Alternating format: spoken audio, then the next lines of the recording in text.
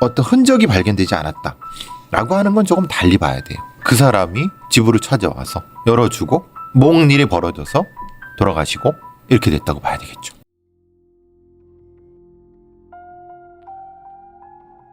그건 마치 마술과 같았습니다. 마술사가 눈앞에서 손을 쥐었다가 폈는데 거짓말처럼 카드가 사라지는 마술.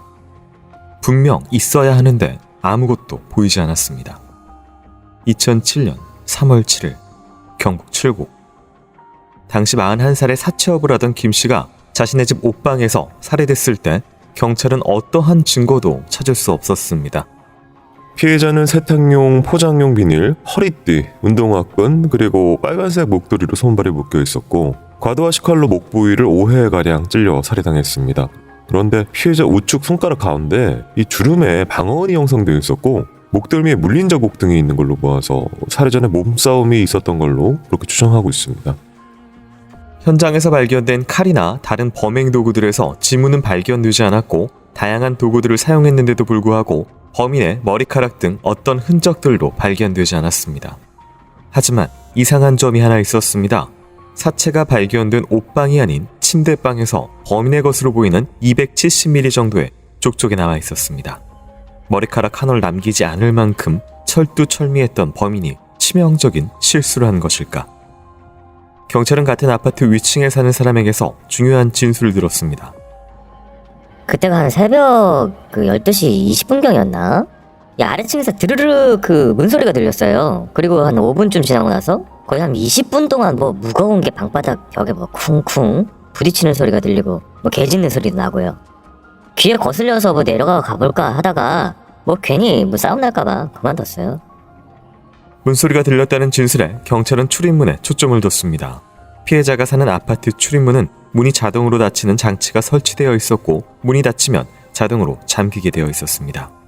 비밀번호를 누르고 문을 열고 들어오거나 안에서 열어주지 않으면 들어올 수 없는 구조. 숨진 김 씨는 사채업을 했기 때문에 금전 문제로 원한을 살 확률도 높았거든요. 그래서 주고받은 문자나 금전 거래 등을 토대로 주변을 탐문 조사했습니다. 아무리 훌륭한 마술이라도 본질은 변하지 않습니다. 속임수라는 점. 경찰은 범인의 트랙을 밝히기 위해 다시 하나하나 단서를 모으기 시작했습니다.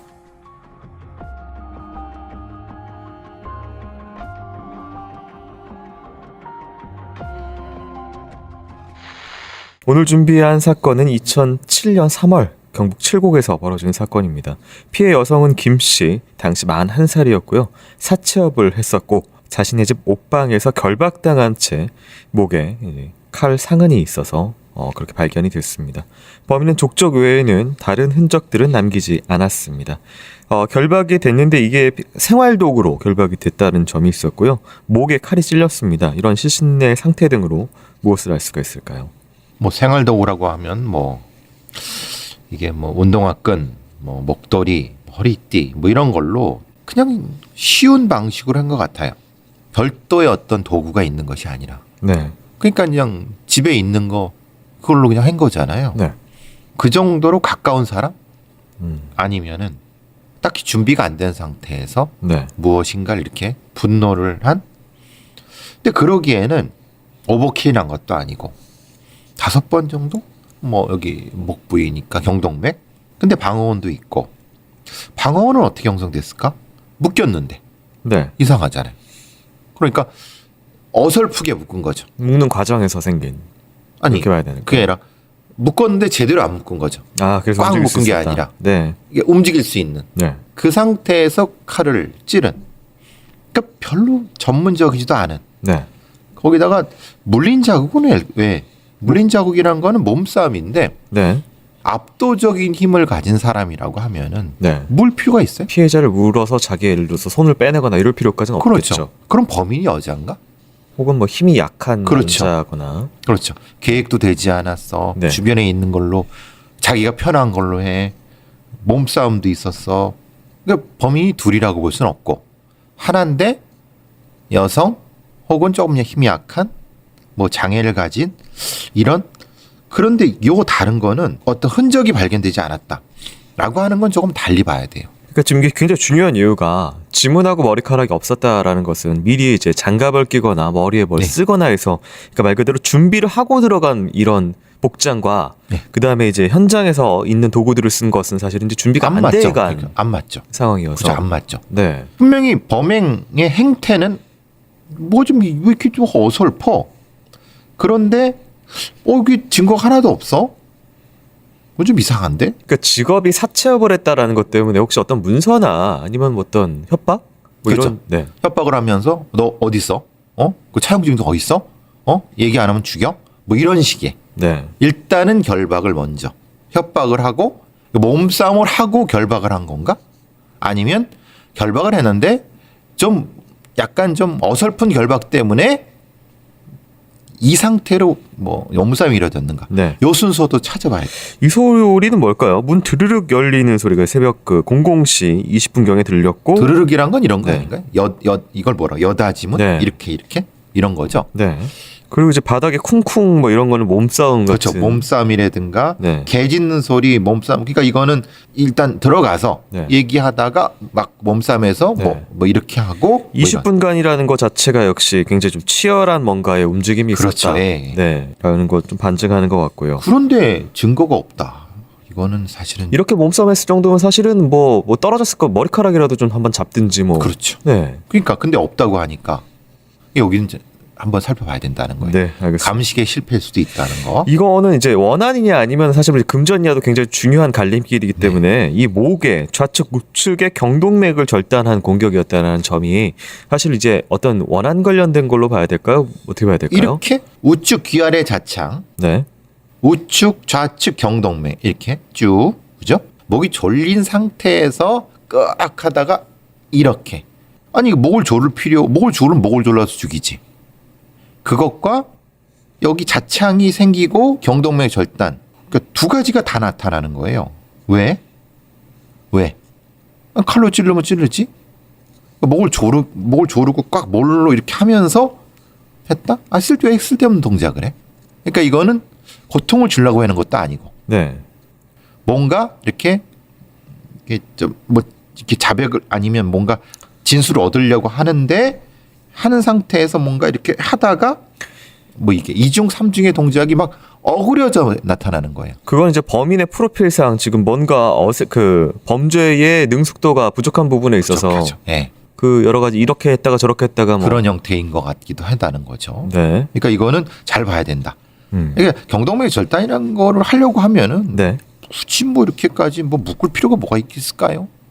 그죠? 묶인 상태에서는 그냥 절명시키면 되는 거고 아니면 아예 막 두들겨 펴고 뭔가 이렇게 좀 고통을 주면 분노가 나타나는 분노도 아니고 뭔가 전문적이도 않고 막 그냥 어설퍼 네. 이런 느낌들이 나타나는 거죠. 사람을 살해하고 감쪽같이 사라진 범인, 경찰은 김 씨의 주변인들부터 탐문해보기 시작했습니다.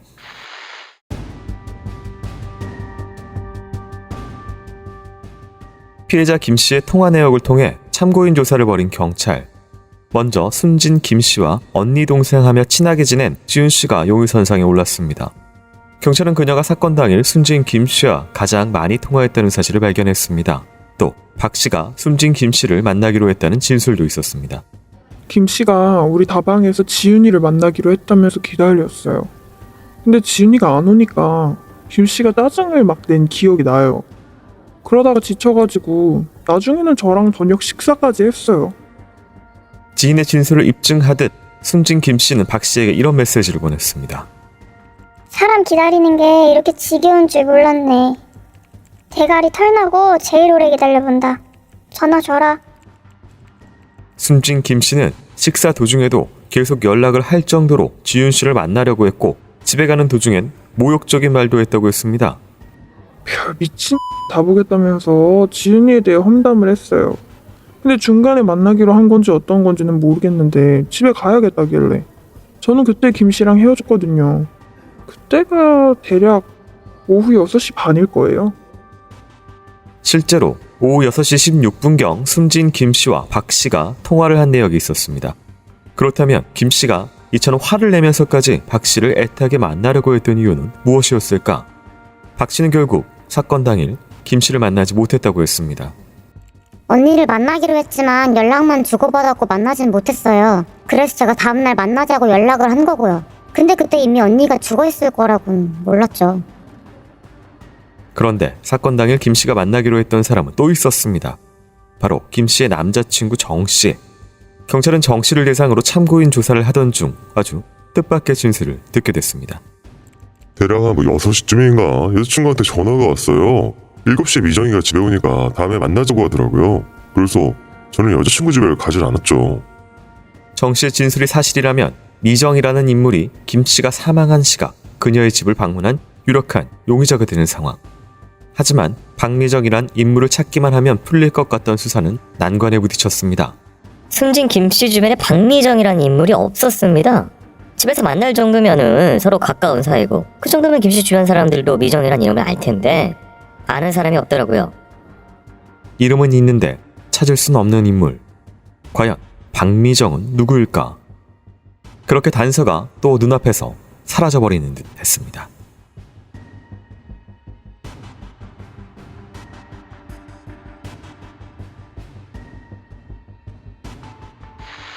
네, 당일날 행적을 좀 조사를 했습니다. 숨진 김 씨 같은 경우에는 누군가를 만나기로 했다라는 뭐 그런 이야기가 있었고, 당시에 이제 친하게 지냈다는 그 박지윤 씨와 통화를 많이 했다라는 부분이 있었고, 이런 구체적인 당일의 행적들을 봤을 때 어떻게 보실까요? 누구를 만나기로 했어요. 근데 못 만났어. 감정이 쌓였어. 네. 욕도 하고. 근데 친하게 지냈대. 사실 만나야 되는 이유가 있는데 사실 좀 못 친하게 만났죠. 지냈고 네. 못 만났다? 이거는 뭐냐면 만나게 되면 감정이 폭발적으로 일어날 수 있는 상황. 아, 네. 그러니까 그 사람에 대한 것이 사실은 핵심적으로 뭔가 필요한 부분이죠. 그 사람이 진짜 만났는지 네. 못 만났는지 이게 확인해야 사실 되는. 확인해야 되는 거죠. 네. 남자친구가 또 있습니다. 당시에 이런 진술합니다. 박미정이 집에 7시에 오니까 못 보기로 했다라고 이렇게 해서 일단 헤어졌던 거는 김 씨가 6시 반 정도에 다른 지인하고 밥 먹고 헤어진 건 확인이 됐고요. 목격점 등에서. 그리고 7시에는 집에 가서 누군가를 만나기로 했다. 박미정이라는 사람을. 그런데 주변에 조사를 하니까 또 그런 사람은 없다라고 하고. 김 씨, 그러니까 정 씨 같은 경우에 남자친구 같은 경우에는 어쨌든 뭐 관계인이니까 또 확인할 필요는 있어 그렇죠. 보이는데요. 그럼 범인이 남자친구일 수도 있는 거니까 남자친구의 알리바이를 정확히 확인해야 되고 네. 남자친구는 범인이 아니야. 그럼 남자친구가 범인이 아니다는 것은 남자친구가 말은 믿을 수 있어. 그걸 전제로 하죠. 하나씩 넘어가서. 근데 남자친구의 말을 보니까 누굴 만나기로 했어. 그래서 나는 못 만나겠다고 돌아가신 분이 얘기했다. 실제로 만나게 하는 사람을 만났는지 네. 그걸 찾아야 되겠죠. 근데 문제는 네. 모른다. 모를 수 있죠. 왜냐하면 남자친구는 이름을 알 뿐 네. 자기 여자친구 돌아가신 분의 정확한 사람 관계를 네. 잘 모를 수도 있단 말이에요. 근데 뭐 두 가지 정도가 좀 의문이 드는데요. 남자친구에 관해서. 첫 번째는 이제 앞에서 방에서 나온 족적이 270이라는 보통 이제 남자 발 사이즈의 족적이 하나 나왔다는 것하고요. 문이 이게 자동으로 개폐되는 문이라서 사실 이제 시건 장치가 부서지거나 그런 게 아니라서 결국은 이제 비밀번호를 누르고 들어가거나 안에서 열 정도로 친밀한 관계. 열어줘야지 되는 거죠. 네네. 예. 그런 사이였기 때문에 사실 이게 둘 다 포함되는 것도 남자친구 정 씨거든요. 그렇죠. 근데 이제 문제는 남자친구 치고는 네. 남자 치고는 이 현장 자체가 너무 제압이라든지. 엉망이다. 그렇죠. 예, 네. 엉망이다. 그리고 이 목 조른 것과 경동맥 칼 찌른 거, 이건 그 남자의 어떤 장애 여부라든가 범죄의 숙련도 여부를 봐야 되겠지만 애매한데 뭐 이렇게 볼 수 있죠. 마지막 발신, 그러니까 이제 김 씨 핸드폰으로 된 마지막 발신이 앞에서 만나기로 했다가 못 만난 박지윤 씨랑 6시 16분경에 통화를 하고 그다음 이제 목격자랑 헤어진 6시 반 이후에 이 전화는 누군가에게 걸리지 않았습니다. 그런데 7시에 집에 누군가 오기로 했다라고 한다면 그 오기로 한 사람은 사실 도착 직전에 뭐 연락을 한다든지 아니면 뭐 서로 한다든지 해야 되는데 이 이후로 이게 안 걸리고 그다음에 사망한 채 발견되거든요. 그러면은 그 사람이 집으로 찾아와서 네. 열어주고 뭔 일이 벌어져서 돌아가시고 이렇게 됐다고 봐야 되겠죠. 당일날 이 집에 이 만나기로 해서 방문한 사람이 그렇죠. 유력한. 네. 그래야 그렇게 되면은 발신이 네. 안 이루어지는 거죠. 예. 이 당일 피해자의 집에서 만나기로 했다는 박미정이라는 인물, 그녀는 누구일까요? 수사 상황 이어서 살펴보도록 하겠습니다.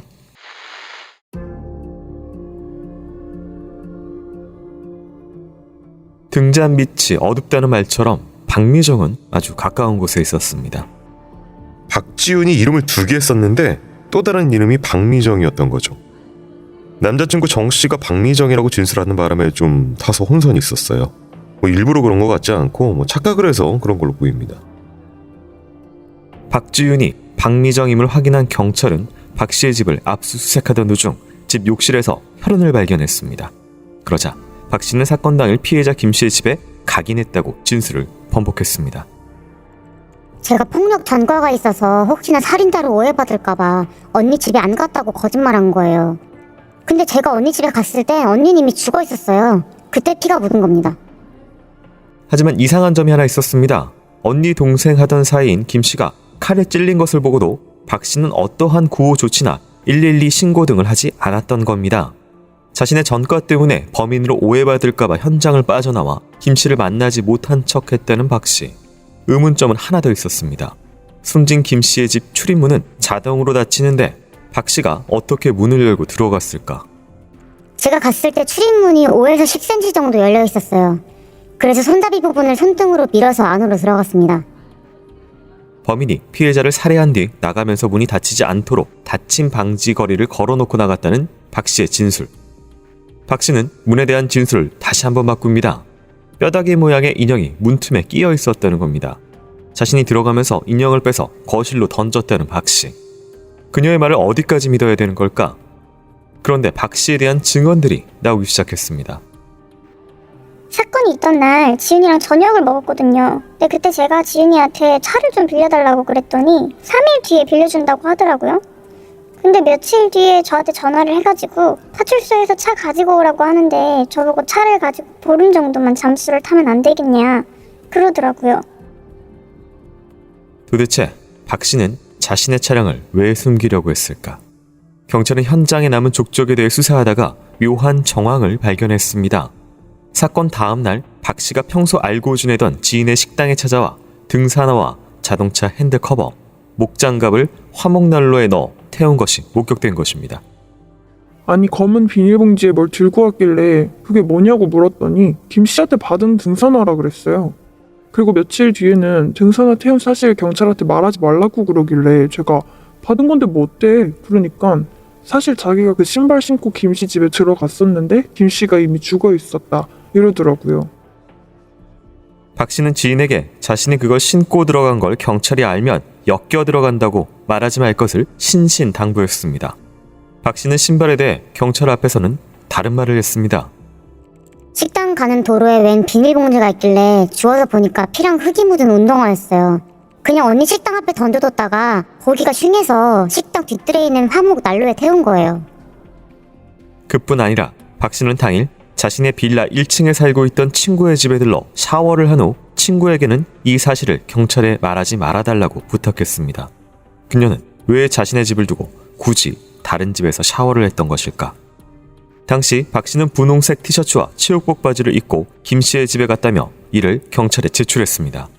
하지만 목격자의 증언에 의하면 당일 박 씨는 스키니진과 회색 후드 점퍼를 입고 있었던 상황. 당일 그녀의 옷과 몸에 무언가 들키면 안 되는 것이 묻어 있었던 것은 아닐까.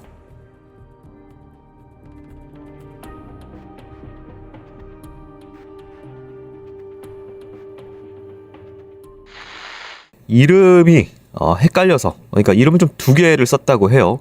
뭐 폭력 전과와 관련돼 있는 거일 수도 있지만 하여튼 뭐 2개 이름을 쓴 것이었고, 전과가 오해를 받을까봐 엮여 들어갈까봐 내가 도망을 쳤다라고 하는데, 다음날 이게 본인이 김 씨의 핸드폰으로 전화를 걸어요. 알리바이용으로. 이거 어떻게 봐야 될까요? 의심이 많이 가죠. 전과 때문에 오해 받을 수도 있죠. 그래서 이름 뭐 얘기도 하고. 근데 문제는 왜 전화를 거냐 이 말이에요. 좀 과한 느낌이 살짝 그렇죠. 들어서. 네. 이건 너무 이상한데, 그러니까 이름이 그렇다고 쳐도 전과 때문에 그랬다고 쳐도 다음에 전화까지 알리바이용으로 이거는 좀 누가 봐도 네. 이상하다고 보겠죠. 예. 이게 아마 그 전날 만나기로 했다라는 것들이 이제 주변에 알려졌을까봐 이제 사건 다음 날로 넘어가서 12시하고 밤 한 8시 정도에 전화를 걸고 언니 전화 주셈이라고 문자까지 보내요. 그러니까 못 만났고 그녀와의 어떤 사실은 만났는데 네. 못 만났다고 그 확실하게 예, 좀, 한 네, 거죠. 근데 그 만든. 너무 어리석은 짓이죠. 그거는. 뭐 많은 것들이 좀 이후에 이상한 정황들이 있지만 제가 제일 먼저 눈에 띄었던 건 이겁니다. 이제 안에 어떻게 들어갔냐라는 것 때문에 경찰 조사에서 이런저런 이야기가 있었을 테지만 갔을 때 출입문이 5에서 10cm 정도 열려 있었다. 그래서 뭐 열려 있다기보다 제가 더 이상한 거는 손잡이 부분을 손등으로 밀어서 안으로 들어간 거거든요. 이게 아무래도 지문이 그럼 왜 당신 지문 없었냐라는 질문에 답을 하려다 보니까 손등으로 밀고 들어왔습니다 형사님이라고 하지 않았을까 뭐 이런 생각이 좀 그렇죠. 들어서 아무래도 네. 문을 열어둔 상태로 그냥 뭐 여자 혼자 있는데 네. 그걸 문을 열어둔 상태로 그건 말이 안 되지 않나요? 범인이 나가다가 어떻게 발굽을 내려진 상태로 이게 문이 안 닫힌 채로 열려 있었다. 그것도 말이 안 되는 것 같고 이 네. 사람 말은 전체적으로 다 신뢰를 못 하겠어요. 차량 관련돼서도 본인 차량을 좀 숨기려는 노력들을 합니다. 그리고 또 가장 이상한 거는 이거 좀 한 보름 정도 잠수 좀 타줘라 내 차를 가지고 이런 부탁까지 하고 핸들 커버를 태웠어요. 자동차. 뭐가 묻었나 보죠? 핸드 커버에. 아무래도 좀 그런 그렇죠. 네. 그런 부분이 나오겠죠. 예. 네. 종합적으로 봤을 때 이제 어떤 동선이나 행동으로 좀 봐야 될까요? 이 사람이 범행을 하고 네. 몸에 피가 묻었는데 그거를 운전을 하다 보니까 핸들 커버에 묻고 그것도 다 없애고 차에도 뭔가 묻을 것 같으니까 그것도 누구한테 이렇게 가져갔다. 이렇게 보는 게 맞는 것 같은데. 옷 같은 경우에도 사실 이제 옷이 바뀌어서 다른 옷을 사실 제출을 했어요. 경찰에. 이거는 전혀 관련 없는 거. 이건 사법 방해죠. 이게 더더욱 의심스러운 거는 바로 집으로 가면 되는데 딴 집에서 씻고 가요. 이건 뭐 거의 자기가 범인이요라고 얘기하는 것 같네요. 이게 아무래도 이 전과 때문에 자신의 집에 분명히 어떤 수사나 이런 것들이 올 수 있다. 집에 혈흔을 남기면 안 된다.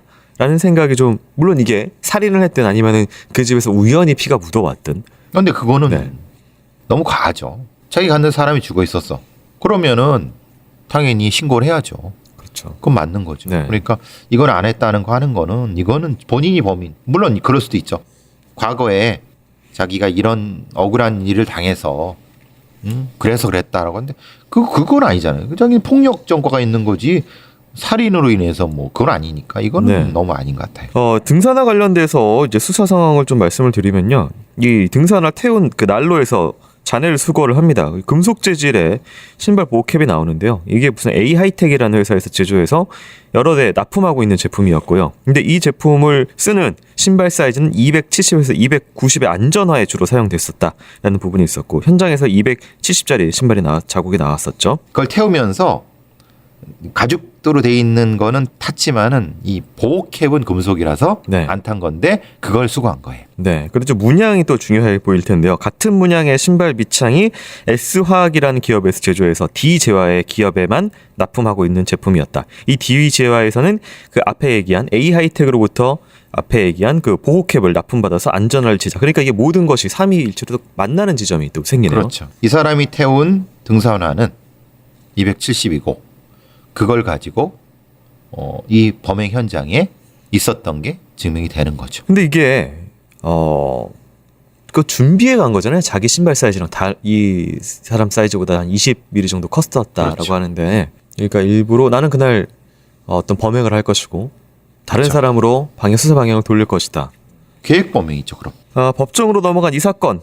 피의자 박 씨는 계속해서 혐의를 부인하는데 이후 어떻게 됐는지 결과 살펴보도록 하겠습니다.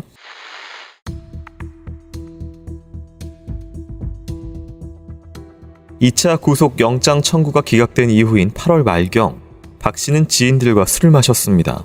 그러던 중 박 씨를 의심하던 지인이 네가 범인이네 라는 말을 하자 박 씨는 그래 내가 죽였다. 언니 네가 공범이잖아. 같이 경찰서 가자라고 하며 칼을 들어 자신의 배에 들이댔습니다. 또 박 씨의 집에서 발견된 잡지에는 누군가 김 씨처럼 목이 칼로 난자당한 사진이 실려있는 걸 경찰이 발견했습니다. 경찰은 여기서 피고인이 범행 힌트를 얻었을 것으로 봤습니다. 검찰은 박 씨가 태운 것이 누구의 신발인지 그리고 박 씨 본인이 신었던 신발 자국은 왜 현장에 없었는지 의문을 제기했습니다. 이에 박 씨 측은 방 안에 피해자가 묶인 상태로 쓰러져 있는 것을 보고 너무 놀라 신발을 신지 않고 차량에 있는 곳까지 갔다라고 했습니다. 하지만 사건 현장과 박 씨가 3층부터 걸어 내려갔을 계단에도 피 묻은 양말 자국은 없었습니다. 당시 박 씨의 왼발 양말에는 피가 묻어 있었을 상황. 피고인은 심리적으로 불안해서 이상하게 피가 묻은 왼발이 땅에 안 놓였다고 합니다. 이에 뒤꿈치를 들고 깨군발로 걸어서 나왔습니다. 그래서 족적이 없는 겁니다. 그리고 지인의 식당에 가던 중에 길에서 신발을 주웠는데 그게 더럽고 혈흔이 묻어있는 신발이라서 타고 버린 겁니다. 이에 검찰은 그녀의 손등에 난 상처에 주목했습니다. 박 씨의 오른 손등엔 띠 모양의 찰과상이, 검지 둘째 마디 관절에는 표피 박탈, 엄지 둘째 마디에는 사선으로 띠 모양의 찰과상이 관찰됐습니다. 왼손에 약지, 셋째 마디 한가운데에 딱지가 있었고 그 주위에는 창백하며 그와 연결되는 손날 쪽으로 비스듬히 띠 모양의 찰과상이 남아있던 상황. 박 씨는 최초 조사 시 오른손의 상처가 2007년 3월 6일 집에서 걸레로 바닥을 닦다가 냉장고와 드럼 세탁기에 손등을 부딪혀 생긴 것이며, 왼손의 상처는 다음날 세탁기와 부딪혀서 생긴 것이라고 진술을 했다가 같은 날 10일 조사 시에 왼손의 상처가 빨래를 털다가 다친 것이라고 했다가 다시 세탁기 배수구를 청소하다가 다친 것이라고 진술을 계속 번복했습니다. 손등에 띠 모양의 상처가 있다는 건 무엇을 의미하는 걸까? 법의학자는 이런 의견을 내놨습니다. 피고인의 집 현장 사진은 냉장고와 드럼 세탁기 바닥 사이가 좁아 피고인의 손등에 난 상처와 같이 일정한 폭의 띠 모양으로 상처가 나긴 어려울 것으로 보입니다. 오히려 곰으로 피복이 된 드라이 전선을 손에 잡고 힘을 주고 당길 때 마찰에 의해 생기는 상처로 보는 게 합리적이죠. 검찰은 피의자 박지윤이 헤어드라이기 전선으로 피해자의 목을 졸라서 살해했거나 정신을 잃게 한 후 사건의 혼선을 주기 위해 잠시 나간 뒤 증거 인멸 준비를 마치고 다시 돌아와 침대방을 뒤지고 270mm 족적을 남긴 후 피해자를 결박했다고 주장했습니다. 그렇다면 박 씨는 왜 김 씨를 살해한 것일까? 조사 결과 박 씨는 순진 김 씨에게 4,500만 원의 돈을 빌려줬다는 사실이 피해자의 문자를 통해 확인됐습니다. 지윤아 미안해. 월요일까지는 돈이 안 되겠네. 미안해. 대신에 이자 500 줄게. 당초 피해자 김 씨가 피고인에게 돈을 돌려주기로 약속했지만 피해자의 사정으로 이를 이행하지 못했고 피고인 박지윤은 피해자에게 실망함과 동시에 분노했다고 검찰 측은 주장했습니다. 피고인 측 변호인은 즉시 항변했습니다. 피고인이 사건 당일 피해자 김 씨의 집에 도착했을 때 김 씨는 이미 사망한 상태였습니다. 피고인이 피해자에게 4,500만 원을 빌려줘 원금과 이자를 받아야 하기 때문에 피해자를 죽일 아무런 이유가 없습니다. 심증은 가지만 직접적인 증거는 없는 상황. 이제 법원의 판단만이 남았습니다.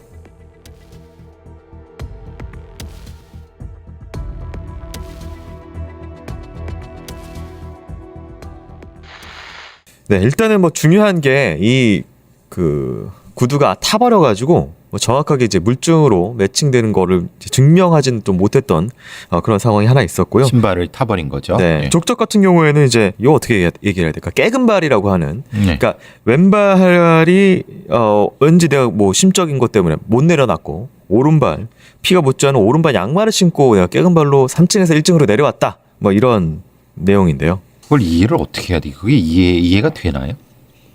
무슨 말인지를 모르겠어요. 저는. 뒤꿈치를 들고 깨금발을 걸어서 나와야 될 이유가 뭐죠? 심리적으로 불안해서? 심리적으로 불안한 사람은 그렇게 하나요?